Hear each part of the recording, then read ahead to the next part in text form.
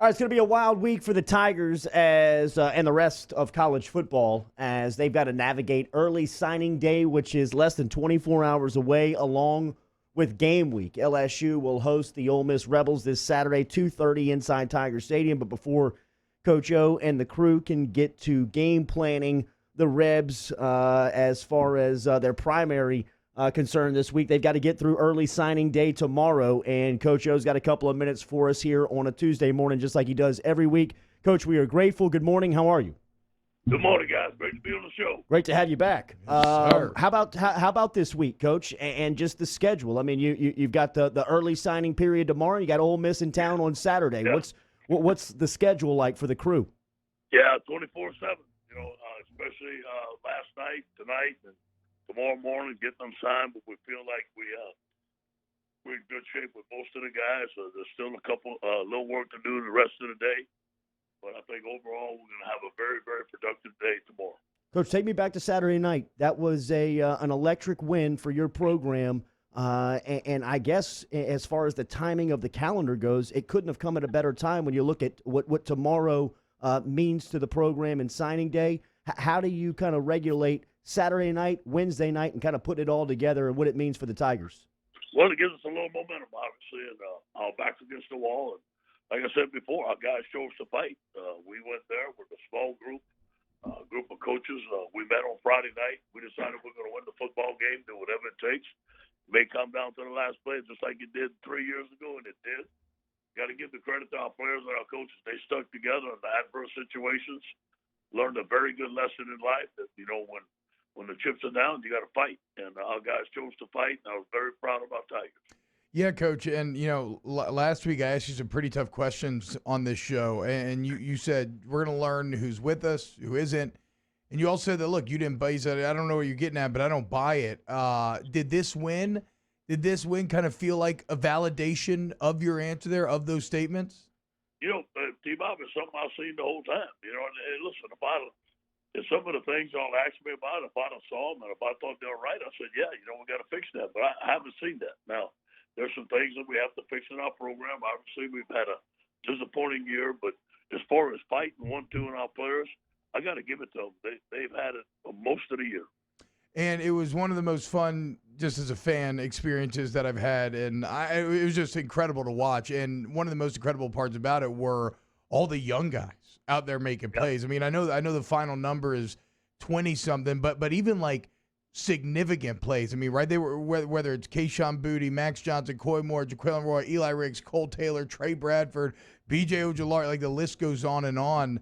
What do you think it does for a young team to be this shorthanded and go in to an opponent stadium and get a top 10 win on the road like that?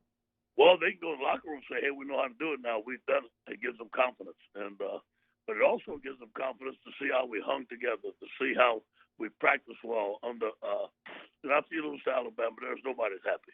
But we had to execute the 24-hour rule on the Florida. And I'm glad we played Florida after the loss to Alabama because it motivated our football team, and they wanted to win in the swamp. And, thank God for the shoe. I mean, the shoe stuff is just wild. It's like you never know what life's going to bring you. But look, but like a lot of times you have to create your own luck, right? And the only reason why y'all are in a position for the shoe to make that difference, to me, the moment in the game, y'all go down 31-27. The offense goes 3 and out. That looked like it was going to be it. And it was at that moment the defense put together a string of 3 and out, something that we really haven't seen all season long, and said no more and opened the door for that win. Yeah. How did the what was the difference there? How did the defense pull that off? You can see it, T-Bob. You can see it. They're looking at it. I thought we put pressure on Trask.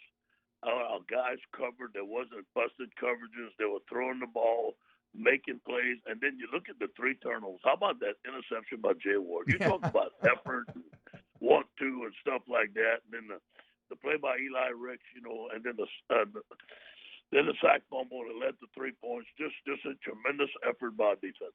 Yeah, I thought it was really fantastic that it was Ray Thornton Jr. on the sack fumble at a time where we're talking about guys either being in the program or out the program. Here you have a longtime member making a huge play that ends up being, the 3-point difference in the game. But somebody who's not been here for a long time, but I thought that his best game by far was a guy that I know you care a lot about, Jaquelin Roy. Yes. He really flashed. I mean, he obviously had the sack, he had a couple of pressures. He forces the big intentional grounding at the end. What'd you think out of the play your freshman DT?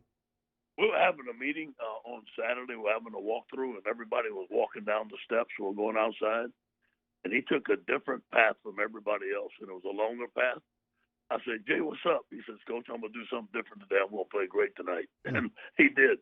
He just had it in his mind. He was having what a tremendous sack. And it was a play action pass. He had a great push pull by. I think he's going to be a phenomenal football player. This was his breakout game.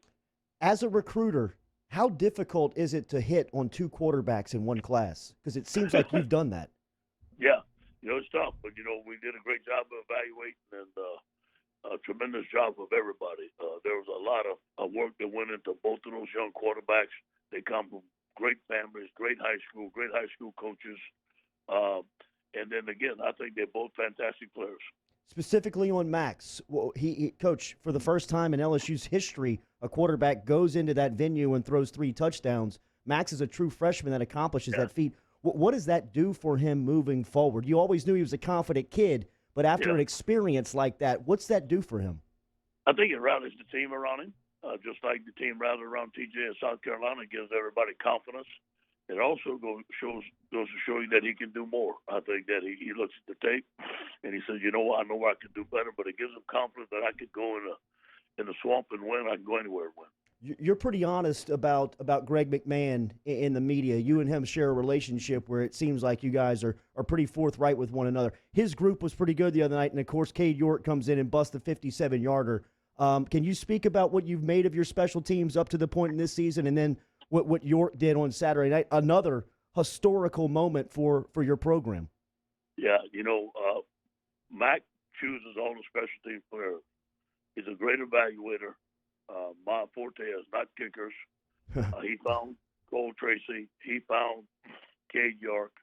He found Zach Ben Rosenberg. He finds all the special teams players, handles all the – he's like the special teams head coach. And I'll give you something funny. Today we have what we call Drill of the Day on Competition Tuesday.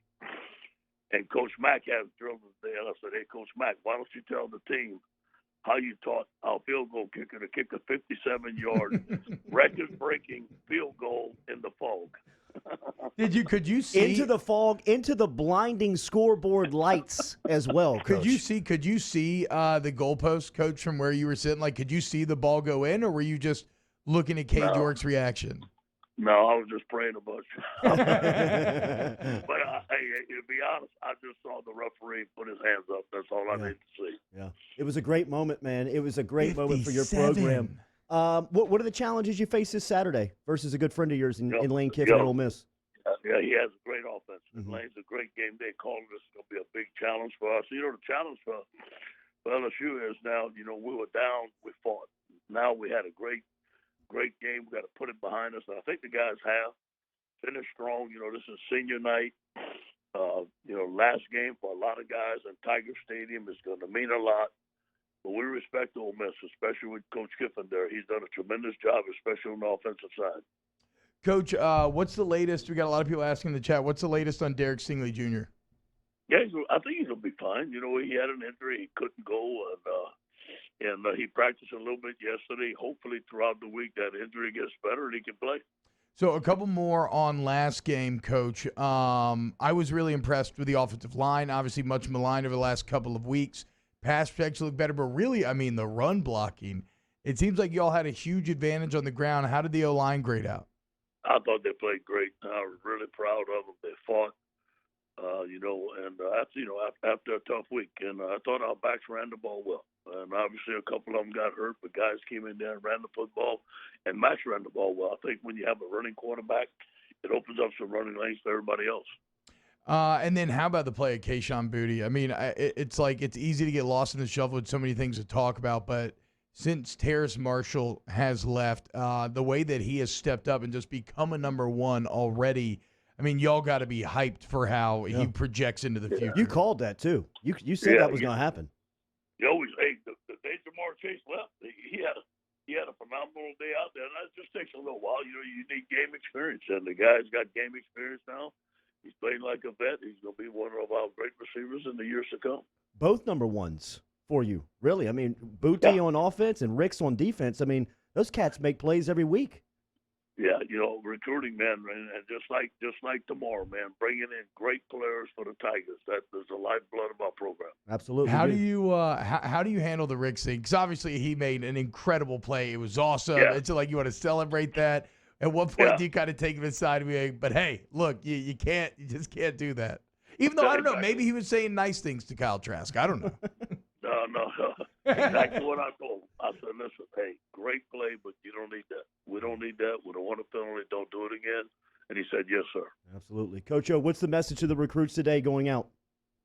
You know, man, just come on and win a championship program. We're building another championship program. They see the development. They see all the guys playing in the NFL. They see all the young guys playing. They want to come play with these guys. They're excited. You know, and then you come play in the SEC, man. You get to go play like games in the swamp and get to win games like that, and then turn around and play at Ole Miss. We have a bright future. Thank you, Coach. Thanks for the time this morning. We'll see you Saturday in Tiger Stadium. Go Tigers. Yes, sir. Coach O checking in this morning for his weekly here on Off the Bench. You hear him talking about some of the true freshmen, some of the guys that are making plays as youngsters in the program, what that means for the momentum going into tomorrow and beyond. If you missed that conversation, remember it's brought back to you by Carriages of Baton Rouge. Stop in and see Carriages today as they are on the corner of Jefferson Highway and Old Hammond Highway, where they've been since 1982. They've got a great selection of winter clothes for you. And if you're looking for that alternate game day logos, those alternate LSU game day apparel, stop in and see Carriages as we will close out hour one next.